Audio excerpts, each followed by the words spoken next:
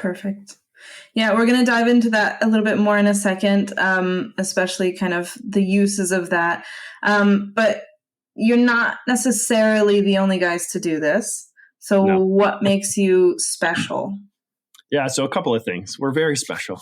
Yeah, when we first started chatting with asset managers specifically, almost every asset manager in the world will say they use satellite data today, and that's probably true. But what most of them do is they take a look at it on Google Earth, and then they say, "Okay, I saw this building footprint," and then they go back to their financial analysis and either put it in their strategy or take it out. The ability to really use satellites the way that we do and ground sensors to essentially justify that data is a very exacting science. So there's a lot of heavy math involved. It's not modeling with what we do. We actually take a direct measurement. Almost everybody else models it. So it's essentially just making a very educated guess and then projecting it forward. We actually feel like that does a disservice because it also doesn't take, in our case, the one I described before with emissions, it doesn't capture fugitive emissions. So if you have a break in your supply chain, or if there's a problem in the production and there's some gas escaping that you don't know about, that's never going to be captured if you're just saying, I made this many widgets, which equates to this much gas. The other thing is we publish all of our data on blockchain. So we found that the key alternative to what we're doing is called CSR, so corporate sustainability reports. Those are prepared, again, by the company, usually by the investor relations team. And it essentially says, please trust me. There's no verification of it. And in most cases, the data is not but it's not professionally guaranteed by the company itself. With us, we don't take any data from the companies at all, ever. We only take scientifically gathered data from instruments that have been validated in the academic methods that Dr. Gopal has been publishing on for 30 years. So it's a pretty nice edge since there's so much fluff and greenwashing in the space. Definitely. And I can definitely see why that fits very well with blockchain. So yeah, I'm excited to dive into that more. Really quickly, I know that your company has worked with Chorus, who we also work with, and who was actually on Venly Expert Talks previously. Can you give us a quick refresher on what you've been doing together? Yeah, so Nick Zwaneveld has become a really good friend of mine as well through this process. I lived in the Netherlands and he's Dutch. I lived there for 2 years, so I got to kind of sharpen up my language skills as we were talking about how he's saving the world and how our technology is kind of facilitating it. So it's been really fun to get to know them. What we're doing specifically is Chorus will go around the world and either partner with landowners or they'll buy land themselves, and then they'll replant the land with native trees to sequester more carbon. And then they sell that sequestered carbon after we've done the MRV layer. So our satellites go over and confirm there's this many trees sequestering this much carbon at this month of the year, because sometimes the leaves fall off. So obviously there's less carbon sequestered. And then he'll issue a certificate or a token that way. We are that MRV layer. So MRV is becoming the fun acronym for our space, but measurement, reporting, and verification. Without us, it's really just, again, trusting that the company that you're handing your money to or that you're putting your investment with is doing it right. With us, we look at their properties. I think there's 7 so far that we're working on with them every month, confirm how many trees are there, separate it from the undergrowth on the ground, and then give them that reading of how much carbon is sequestered so that they can then generate the same tokens that a company can purchase from them to actually achieve true net zero instead of a hoped for net zero. Awesome. So I guess that answers my question a little bit, but I want to see if you can expand on it at all. So what is your ideal outcome for putting climate data on chain? Yeah, so blockchain is really the perfect solution for the biggest, I think, blocker to environmental activism with true impact. I think most people on the planet, even those that are maybe more conservative, do want to live in a place where they can happily walk around, they can go to parks, they can go play at a lake. Like nobody says like, I hate the environment. There are certainly different degrees of and strategies to save it. But I think everybody agrees like we want to live in a comfortable, happy place where we can breathe and enjoy the outdoors as well.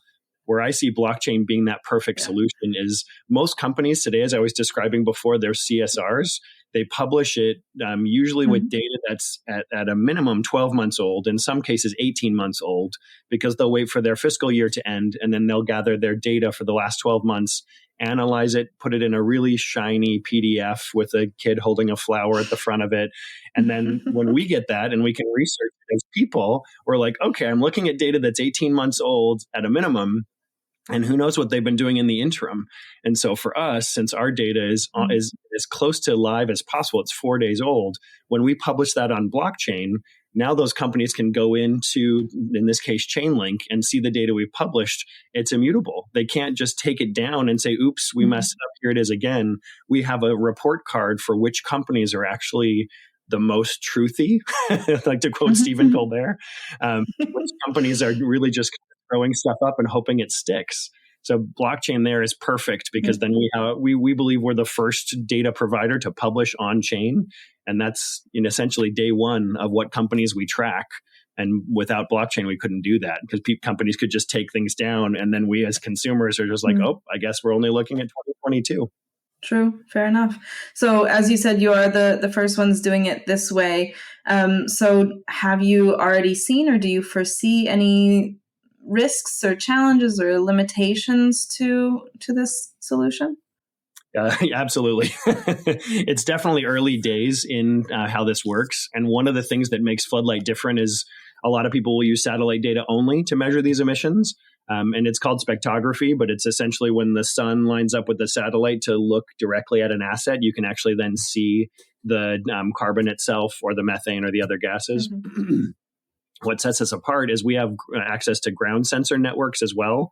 It's about the size of a shoebox, and you can attach it to a building or an electric pole or anything else, and it operates like a carbon monoxide detector. It's just always scanning around it, and then it feeds that data back to essentially their oracles. We actually justify our satellite data against that ground sensor data to arrive at a more accurate reading of which building or which warehouse or which farm or which grove of trees is at these numbers for carbon and stuff, carbon, methane, et cetera. What the challenges that brings to us is there are definitely countries in the world that do not want any ground sensors on their territory. And it's the ones that are building a lot of coal-fired power plants, et cetera, or doing things that the rest of their market would say, ooh, I don't want to buy stuff from you if you're building this way. So there are definitely some nation states that are saying, hey, satellites are enough. Like we can't control the atmosphere, but we certainly can control our own territory and you're not coming here. That's a blocker. I'd say the other one too is just there is, I think, a big problem in that a lot of investors, even smaller ones, are just apathetic. They're like, look, I don't have a big enough financial footprint to matter. There's no way I can change this when I have the likes of, sovereign wealth funds or massive endowments otherwise that just haven't pushed in. If we can kind of turn those people into more activists with their money and force their fiduciaries to really see this as material to their financial position that it is, then that solves the problem. But those I'd say those are the twin biggest challenges of the industry. So if activism is kind of one of the biggest challenges, do you see this technology as being a really good way to facilitate international cooperation with climate change, or is it maybe a stressor? No, absolutely. It's a benefit because I think it's interesting just because I covered Latin America before in my job at Silicon Valley Bank, and it's every country is different. But in Latin America, there is such skepticism of government competency and transparency. And obviously, like in the developed world, we all make fun of our governments and stuff as well. But at the end of the day, like people do get fired, people can go to jail. There really is some accountability for when there's gross malfeasance. The opportunity I see with countries that are highly authoritarian or providing data that's so bogus that nobody believes it ever is that if you can get the population to then say, I would rather take my data, take my news, take my money to an organization that has data on the blockchain or a currency that I can believe in or that's backed by something other than my president saying, trust me while I live in my palace. I feel like that's a great opportunity for the common man worldwide to really stand up and be like, look, nations are a line on a map. I don't have to essentially buy into this one just because you are saying I'm your president. So as the as that altruistic in me, like I really think blockchain holds that potential of pulling a lot of people that are absolutely trapped into an economic system that is more just and more fair for everybody to compete in instead of the status quo now. Yeah, that's really fair. Okay. What roles does smart contracts play in the storage and management of climate data? Yeah, so I'm going to be revealing of how non-technical I am. Our chief technical officer is Josh Pitts. But essentially, how those work is when somebody needs our data, and Chainlink gave us a grant first to publish the data. That's how we first got introduced to Chorus, and that's how we've been introduced to several other, app developers that are building on their network. How it got built then was our data. Once we know that a certain area or a certain building or a certain company is in focus, we essentially get a list of that from the client. They can request it on our Oracle Node network. We book a smart contract with them for our specific price point, and then we can publish it monthly, quarterly, etc. But they come in, request it, we confirm on our side, and then it goes after that all automated. So the smart contract facilitates that data transfer, just so that there's a lot that you don't have to work with lawyers. You don't have to do redlining versions back and forth. It's like, here's the data I need, finished, done, confirmed. Great explanation for not being the CTO. Thanks. So, yeah, I mean, with smart contracts, but also kind of we touched on the benefit of the equality and the justness of Web3. Another big part is trustlessness. Is that accountability the biggest advantage in your mind? Are there any other big Web3 type advantages that you can see? Yeah, the Guardian article that was published a week and a half ago that singled out Vera as being like 90% of what it had confirmed was bogus was, I think, a sea change moment for the industry, because people could see then just how much money was buying offsets then that were totally bogus, and in some cases the opposite of what they were trying to accomplish, like the showpiece asset that Vera had reviewed in Peru specifically, where people literally came through with chainsaws and cut people's houses down and kicked them out so they could then plant trees. It's just like, no, guys, there's a better way to do this. Like, I think that's when companies started realizing, like, ooh, I can't just trust a pretty website and a really great mission statement in the hope that these credits that I've purchased are going to make the world better. So I definitely think like what we're doing in that sense is the big fix, because most people, I think, ran into this space being like, oh, great, we can save the planet by buying carbon offsets. But there's a lot of dishonest people. And I'm not saying that Vera is dishonest, but I think like in the end, their chain of I'll hire this person, who'll hire this person, who'll hire that person to go and review what happened in Peru. In the end, it's like, okay, do I want this money or not? And having that arm's length that we do, of saying we're only going to use scientific instruments to measure this, in some cases is limiting, because then we can't get detail directly from inside the company. We have to look from outside. But I think it's required. The example that we throw out often is if a major bank just suddenly announced like, hey, we're not going to pay for an external audit anymore. We're just going to do it all inside, and we'll tell you all the financial terms that way. Their stock would fall to nothing in seconds. And I think that moment with the Guardian article is exactly what happened, is people just realized like, oh, I shouldn't pay people 5 cents for something that's not verified, let alone $500 billion over a decade. Yeah. Okay. So, yeah, I mean, then it's also kind of the idea of cutting out all the middlemen, right? If I'm not mistaken. Yeah. That's exactly it. Okay. And especially with the Chorus use case, that's been fun too. Like, cutting out the middlemen allows you to actually bring in more people who can benefit. So Chorus, some of the first trees we monitored for them were fig trees. And that and then allows more people to come for the harvest. They're more employed. That's more food that goes to the supply chain that's locally sourced and locally sold. So it solves a lot of those problems and really can lift people out of poverty, especially in areas where Chorus is focusing on now, where it's much less developed, and people have been leery of investing money because there are loose laws. They don't know who the participants are, and it's harder as an outsider to get in. when you have an MRV like us, it really does then allow that money that went to middlemen who weren't producing any value other than connections to now saying, cool, I would rather pay the farmer who owns the land and the people that he hires to harvest and sell instead of a person who knows a person who knows a person. Yeah. Yeah, definitely. No, that makes complete sense.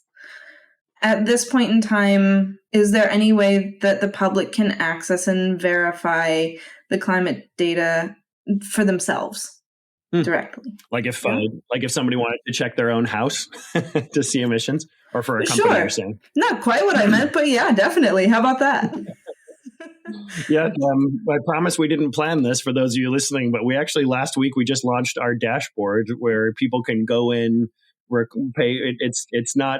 I mean, it's $1,500, so it's not nothing. But by comparison to the $30,000 that most consultants charge for what we do, it's much less. But you could go into our dashboard, sign up for a free account, and then request any address you want on the planet, and we'll come back with scope 1 and 2 in a week. So that's easily done that way. If for the use case in terms of actually sequestering carbon, like Chorus website is up and beautiful, and really you can buy a tree, or an NF tree, but you can buy the actual representative of the tree. You can see Floodlight's data confirming where it is, how big it is, how old it is, how much carbon it's sequestering. It's a great way to do it, and you have the MRV of us. It's either all this satellite data is faked, or what's actually happening is you actually see the print on your certificate, and you know that what you're actually building and dedicating your money to is working. Excellent. So beyond just kind of the carbon credits, and I want you to get into your imagination here a little bit, do you see other opportunities for blockchain technology to be used to incentivize individuals and organizations to reduce their carbon footprint? Oh, absolutely. That's a great question. I really do see in the next few years, and us being one of the companies that's innovating around this, using blockchain to really be able to tie someone's entire financial footprint to the carbon it's generating. There's a lot of companies out there already trying to do this, but all the data they're using is those CSRs. They're going back to the company's data itself saying, hey, trust me, my carbon is 10,000 tons, done. Like we have yet, as a company at Floodlight, we've been around for 3 years, we've yet to find a company that's anywhere close to their actual carbon footprint in their CSR versus what we actually find in our data. And again, that's not because they're being intentionally dishonest. I really think it's just because this is a new field. A lot of the people that are in these roles of chief sustainability officer or ESG head, et cetera, they don't know how to do this. It's 4 or 5 years old as a job itself. So familiarizing them with technology and then publishing it on blockchain so that companies, stakeholders, employees, investors all have the same data that's immutable and can't be doctored after the fact. That's really where I see this, so that anybody with a checking account all the way up to a sovereign wealth fund will be able to access same data that's verifiable, fair, and unbiased. I think blockchain is the whole foundation of that. Otherwise, it's just a whole bunch of new marketing. So if I'm correct, what you're saying there, the incentivization is in that everyone will have the data. You can't hide it. And so then people will kind of vote with their money, as you say. Yeah. And truly vote, instead of actually just doing marketing around, I'm going to show a picture of a windmill next to a green forest, so that means I'm an ESG focused company, really saying like, no, here's the satellite data compiled by an independent third party company that verified all your carbon emitting assets as being in this percentile or around this benchmark. That's what's missing. Because the richer a company is, the more money it's going to throw at this to say, look at how great we look. They're not putting in as much info into like, here's the data that proves it. That's when that's there. Then I think like everybody with money, with any kind of money, can stand up and say, I see you. You can't fake me. This is not that tricky. It's simple math. So that's where I'm excited that we're building that direction. And I think most humans want that level of detail from corporates. Yeah. Is that mostly centric on carbon credits? So having that kind of that makeup, or is it the data in total? Or I I think so. Two answers there, and that's a great question. Also, we could spend hours here, but I think there's two opportunities. The credits to offset are one. So having that knowledge that you've actually done is really offsetting carbon and essentially removing those. Removing those greenhouse gases from the atmosphere would create an effect of better climate for everybody. That's one. But two, just the idea of decarbonizing itself, regardless of the credits. Like if you can actually make if me just as a standard consumer, if I can see a company that has looked at its own supply chain, so scope 3, its own heating and cooling, which is scope 1, and its own direct emissions from its product, and then over the course of years that I can see that they're reducing each one of those, like they're putting up solar panels, or they're using geothermal energy, or they're buying from suppliers that are closer to them for a net savings. Like that to me seems like prudent management. And that's really good signals for me that I want to buy stock in that company. It's not just oh, wow, they're saving the world. It's also like, you're looking at laws in Europe, which are much stricter than the US. And that's going to be more and more fines for companies that are going off script there. America is probably going to follow them in our way. It's not going to be as strict as Europe because we're America, but it's definitely moving that direction. So if a company sees all that and says, whatever, I'm not doing this, I'm independent, whatever, for me that says, ooh, you're going to get fines, you're going to lose customers, you're going to lose public perception as somebody who cares about the people that live close to where they make their product. I don't want to invest in you. And that's where I feel like this really starts to shift quickly, is when people can put the public perception behind rock solid data. That's good. Okay. So the hot topic right now is AI. Do you see, or how do you see using the integration of AI and machine learning along with blockchain tech to improve that analysis and the data and everything you're showing here? Yeah, so I have to talk a little. It's like the show on Netflix, Black Mirror, totally like terrifies me just as an entrepreneur, just because so many of the philosophical challenges that show presents. You can see the use cases for what people are doing now. To answer your question specifically, there are risks, I think, in pushing too much to the machines. If we do too much to the robots and just go into cruise control, then I think then you have the same problem of, humans did actually create AI. It's not the other way around. So there are probably going to be some issues with it in terms of bias and in terms of looking for results that happen to support a portfolio you've invested in, blah, blah, blah. But the practical application of AI, especially on blockchain, is beautiful. So as a case in point, with several of the properties we're working on with Chorus, they're literally talking about planting millions of trees in areas. If we have to have a human look at a picture of each hectare and individually count how many trees there are, that's ridiculous. There's no way we can do that. But having AI not just forecast it, but then be able to count much more quickly than we can and measure the width of the trunks, then do the calcs for how much carbon is sequestered, that's much faster than it's ever been. You're taking it from essentially surface streets to freeway speeds. And I'm from LA, sorry, it's always the traffic metaphors.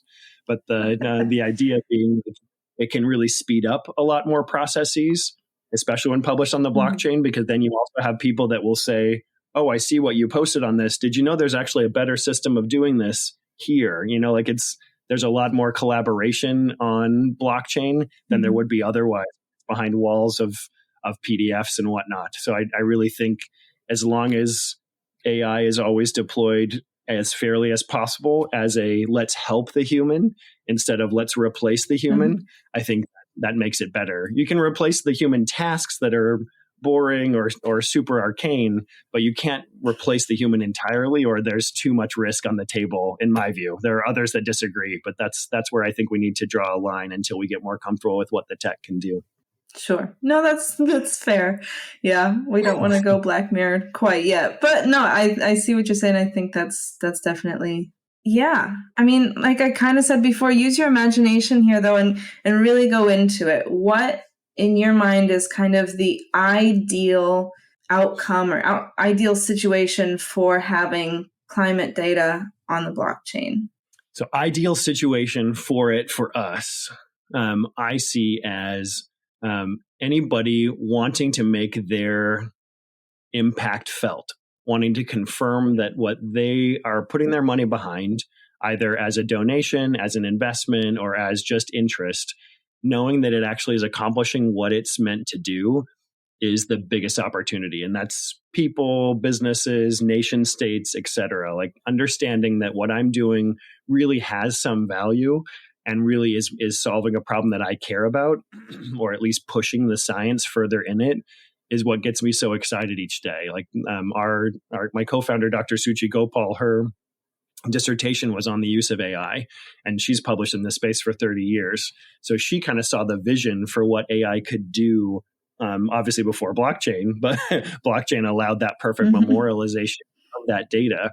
She saw this, 20 plus years ago and has been publishing on it. So being able to be here now at the acquisition of these two transformative technologies, I see that shaking governments up. I see that shaking up trade relations. I see that changing elections. I see that really opening opportunities for more people across boundaries to collaborate and work together towards common interests than has ever been available before.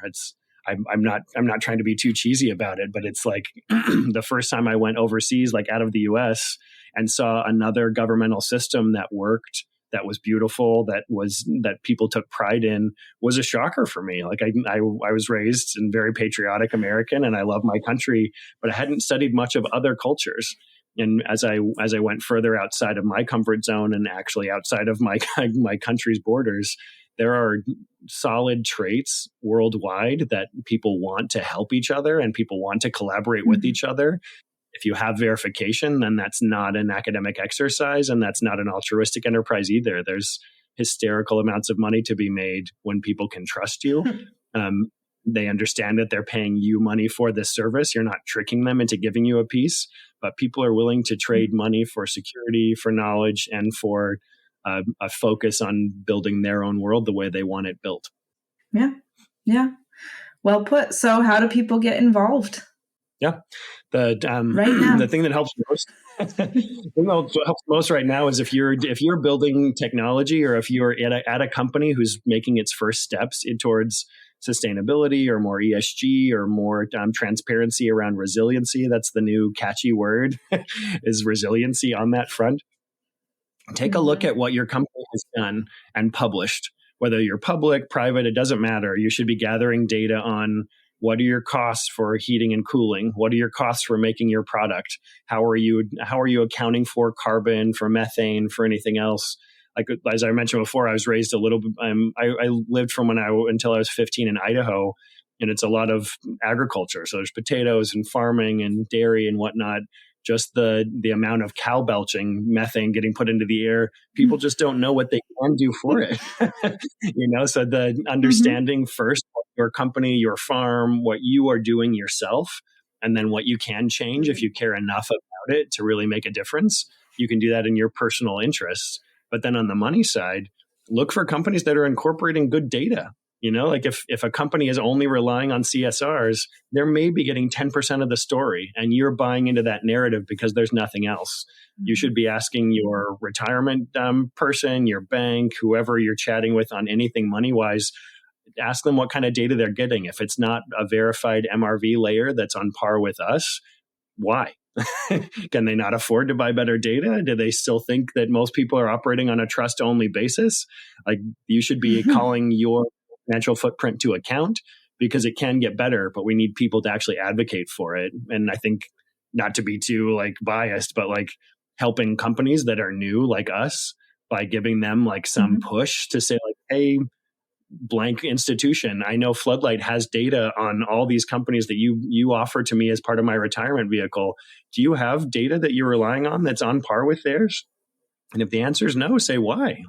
Don't give these people your money if they're not earning it.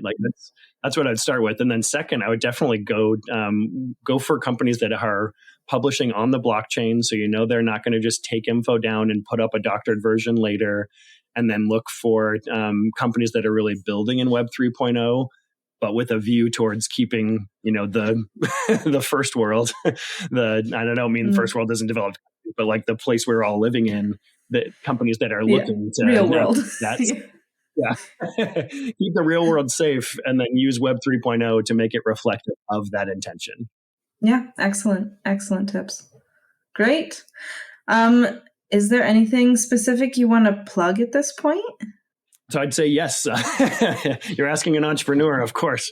The things we would definitely plug would be keep watching for what updates we do. We're going to be launching a lot of new products this year, mostly focused on business to business. But it only works if the consumers who support those businesses actually say, "Hey, I care about this." So voting your shares, if you have a retirement fund or whatever that allows you that functionality, understanding what frameworks are getting discussed. So the Securities and Exchange Commission in the US is still considering adopting a rule that would force companies in the US to disclose emissions in the US. Mm-hmm. Europe already does this. And the fun thing for us that Europe changed this year was Europe now said any business that's operating in Europe at all has to disclose their full global emissions footprint regardless. So if you want to sell anything in Brussels or Berlin or London, and you have operations in Panama or Austin, Texas, or Alaska, I need to know what those emissions are, or you can't sell to a European Union citizen. If the U.S. adopts similar legislation, which it should, otherwise American companies are going to get muscled out of the room, then that really opens the door. So I'd say watch for those frameworks and watch for which companies are adopting that proactively, because they're the smart ones. They're the ones that say okay, I see the writing on the wall. Regardless of my politics or my traditions before, this is coming and it's not going backwards. So I might as well go for it. Awesome. Inspirational. Perfect. Then, my very last question here, and actually the reason that you have joined us today, who would you have on the Venly Expert Talks next? So, there's a couple. I think one of the journalists I followed a lot is Gerard Baker from the Wall Street Journal.